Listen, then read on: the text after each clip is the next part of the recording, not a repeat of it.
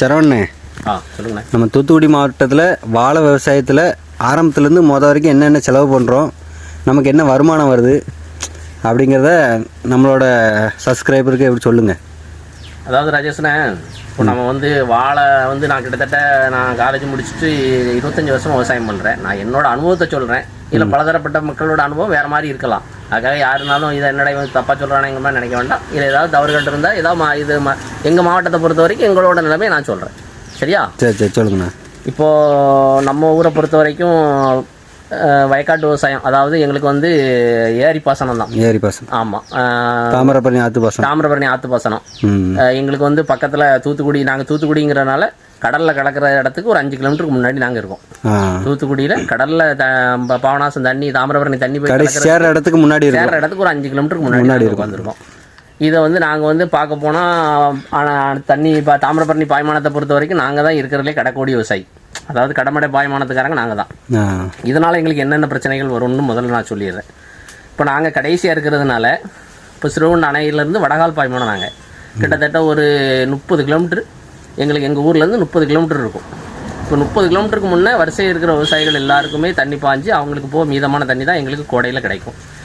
தென்மேற்கு பருவக்காற்று ஆரம்பித்த பிறகு தான் அந்த பாபநாச நீர்பிடிப்பு பகுதிகளில் பெய்கிற மழை அதை பொறுத்து எங்களுக்கு பாசனத்துக்கு தண்ணி தருவாங்க. ஜூலையில் தருவாங்க. Maximum July August. ஜூனில் தரலாம், ஆனால் முடியாது. எங்களுக்குலாம் சேர்றது அவங்களுக்கு முன்னே இருக்கிறவங்களுக்கு ஃபுல்லாக ஜூலையில் கொடுத்துட்டு ஜூன் ஜூலை எங்களுக்கு ஆகஸ்ட்டில் தான் கிடைக்கும். ஸோ அதனால் நாங்கள் ஆகஸ்ட்டில் தான் இந்த வாழை கண் போடுவோம். இந்த ஆகஸ்ட்டில் வாழை கண் போடும்போது எங்களுக்கு வாழைக்கு ஒரு வாழைக்கு கண் எடுக்கிற கூலி 3 ரூபா. ஒரு கண். ஆமாம், ஒரு கண் எடுக்கிற கூலி, ஒரு வாழையிலேருந்து ஒரு கண்ணை எடுத்து கூலி 3 ரூபா. அதை நாங்கள் காசு கொடுத்து வாங்குறவங்க 2 ரூபா. ஒரு கண்ணுக்கு 5 ரூபா ஆச்சா. சமந்து போடுறது, அந்த மாதிரி உள்ள குழி வெட்டி போடுற வேலை, சம்பளம் எல்லாத்தையும் பார்த்தா எப்படி பார்த்தாலும் ஒரு வாழைக்கு ஒரு கண்ணை நாங்கள் பதிச்சு அதை சரி பண்ணுறதுக்கு 20 ரூபா செலவாயிடும்.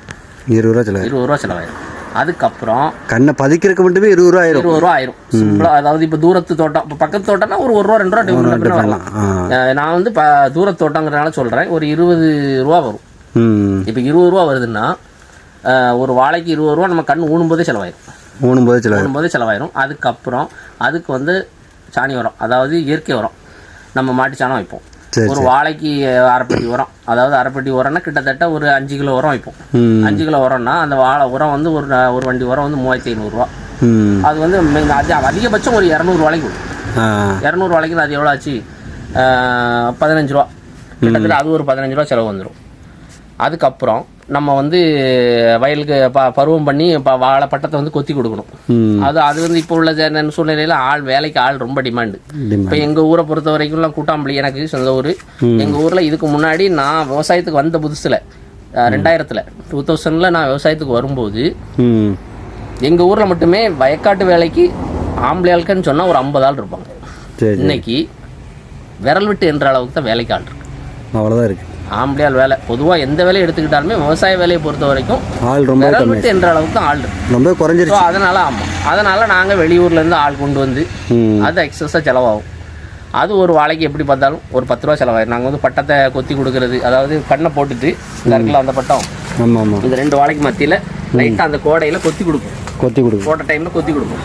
அதுக்கு ஒரு 15 ரூபா செலவாயிரும். ஒரு வாழைக்கு 15 ரூபா.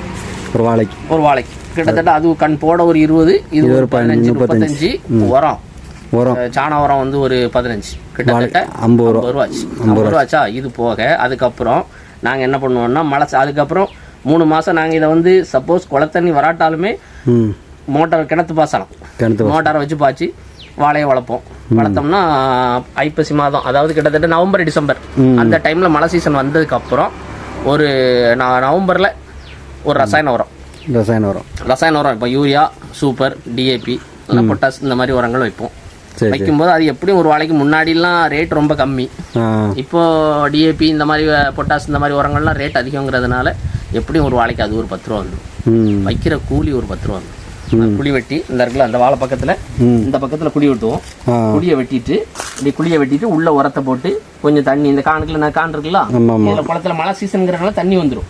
ஸோ அதுல இருந்து தண்ணியை மூந்து இதில் ஊற்றி முக்கிறதுக்கு எப்படியும் ஒரு வாழைக்கு எங்களுக்கு ஒரு 10 ரூபா செலவு வந்துடும். வாழைக்கு 10 ரூபா. ஆமாம், உரம் ஒரு 10 ரூபா, இது ஒரு 10 ரூபா. ஏற்கனவே ஒரு 50 ரூபா செலவு 50, இது ப்ளஸ் 70. 70. இதே மாதிரி உரம் 3 தடவை வைக்கணும். 3 தடவை வைக்கணும். மாசத்துக்கு ஒரு தடவை, நவம்பர், டிசம்பர், ஜனவரி 3 தடவை. பொங்கலுக்கு முன்னாடி வரைக்கும் 3 உரம் வைக்கணும். 3 உரம் கிட்டத்தட்ட அது ஒரு 60 ரூபா செலவு வந்துடும். அப்போ 50, 60, 110 ரூபா செலவு. இதுல எங்களுக்கு விவசாயத்தை பொறுத்த வரைக்கும் ரொம்ப பெரிய அமௌண்ட்டா நாங்க உள்ள முடக்கிறதுன்னு சொல்ல போனா இந்த வாழைக்கு கொடுக்குற கம்பு தான். இந்த கம்பு தான்.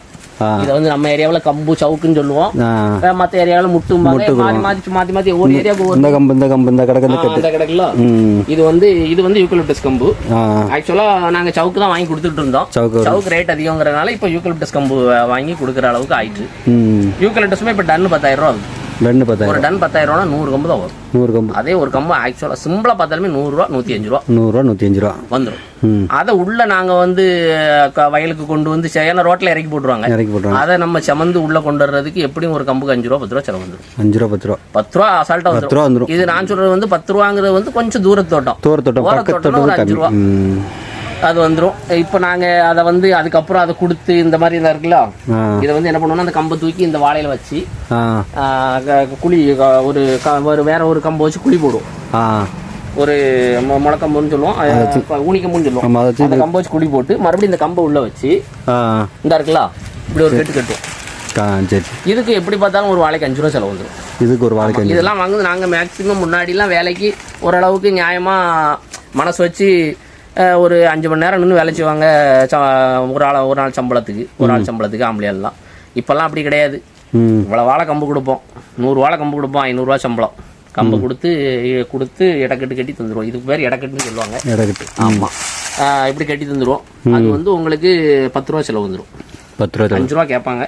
ப்ளஸ் நம்மளுக்கு இந்த இடக்கட்டு எல்லாம் கட்டி அதுக்கப்புறம் மேலே ஒரு கட்டு அந்த இருக்கு இல்லையா, கொண்டையில் அந்த காம்புங்க வாங்க இருக்கு இல்லையா, அந்த கொண்டையில் அந்த காம்பு பக்கத்தில் கம்பு போய் நிற்கா. அதில் என்ன பண்ணுவோம்னா